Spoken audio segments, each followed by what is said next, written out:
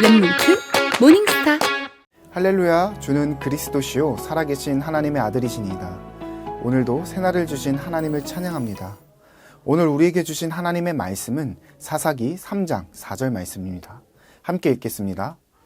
남겨두신 이 이방 민족들로 이스라엘을 시험하사 여호와께서 모세를 통하여 그들의 조상들에게 이르신 명령들을 순종하는지 알고자 하셨더라. 아멘. 시험, 정말 우리 모두에게 부담되는 단어입니다. 여러분은 시험이라는 단어를 보면 어떤 감정과 또 생각이 떠오르시나요? 아마 힘들고 부담스럽고 피하고 싶은 것이라고 대부분 떠올릴 것입니다. 그렇다면 이 시험의 핵심은 무엇일까요? 바로 출제자의 의도를 파악하는 것입니다. 오늘은 그 출제자의 의도를 파악하지 못한 이스라엘 백성의 모습을 볼 수 있습니다. 오늘 본문을 살펴보면 하나님께서 왜 가나안 민족을 남겨두셨는지를 설명해 주십니다. 그 이유는 이스라엘을 괴롭히기 위해서가 아니라 그들이 하나님께 순종하는지를 시험하시기 위함이었습니다. 말씀에 따라 약속의 땅에 들어온 이스라엘 백성은 광야의 삶보다 환경적으로는 쾌적하고 안락했지만 여전히 위험 요소인 이방 민족들이 남아 있었습니다. 문제는 이스라엘 백성이 하나님의 말씀을 읽고 그들과 타협하며 섞여 살았다는 것입니다.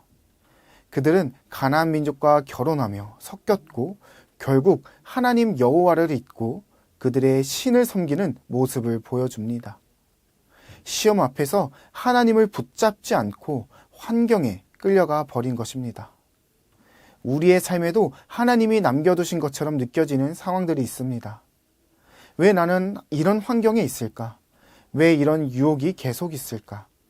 왜 이런 어려움이 사라지지 않을까라는 질문을 하게 됩니다. 그러나 오늘 말씀은 그 상황이 단순한 장애물이 아니라 하나님을 선택할 기회일 수 있다고 말하고 있습니다. 하나님은 우리가 넘어지는 것을 즐기시는 분이 아니라 우리가 하나님을 의지하길 원하시는 분이기 때문입니다. 그리고 더 중요한 은혜는요, 이스라엘이 시험에 실패했음에도 하나님은 그들을 버리지 않으셨다는 사실입니다. 그들이 고통 가운데 하나님께 부르짖을 때 하나님은 온니엘을 세워 구원하십니다.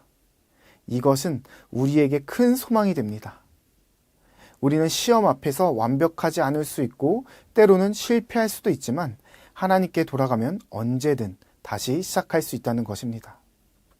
하나님께서는 실패한 사람을 끝내시는 분이 아니라 부르짖는 사람을 구원하시는 분이라는 것을 기억하시길 바랍니다. 그러니 사랑하는 청년 여러분, 우리가 시험을 만날 때 왜 이런 일이 생겼지라고 질문하는 것이 아니라 이 상황에서 나는 하나님을 선택하고 있는가? 라고 질문하는 우리 모두가 되길 소망합니다. 혹시 이미 실패했다고 느껴지는 분이 계신다면 하나님께 다시 부르짖기를 바랍니다. 하나님은 여전히 우리를 일으키시는 구원의 하나님이시기 때문입니다. 믿음은 환경이 아니라 하나님을 선택하는 그 선택 속에서 자라게 됩니다. 사랑하는 청년 여러분, 오늘 우리의 삶 속에 남아있는 시험 같은 상황이 있다면 그것을 두려워하기보다 하나님을 더 가까이 붙잡는 기회로 삼으시길 바랍니다. 그 기회를 통해 하나님을 더 깊게 경험하는 은혜된 하루 되길 주님의 이름으로 축복합니다. 함께 기도하겠습니다. 사랑이 풍성하신 하나님 아버지, 오늘도 주의 말씀으로 하루를 시작하게 하시니 감사합니다. 여전히 나의 삶에 남겨진 시험들을 보며 하나님을 잊고 그 타협을 하거나 두려워하는 우리를 용서하여 주시옵소서. 그 시험 앞에 우리는 할 수 없다고 연약함을 인정하게 하시고 그 연약함이 되려 더욱 강하게 주님을 부르짖고 붙잡게 하여 하나님의 은혜를 더 풍성히 누리는 우리가 되게 하여 주시옵소서.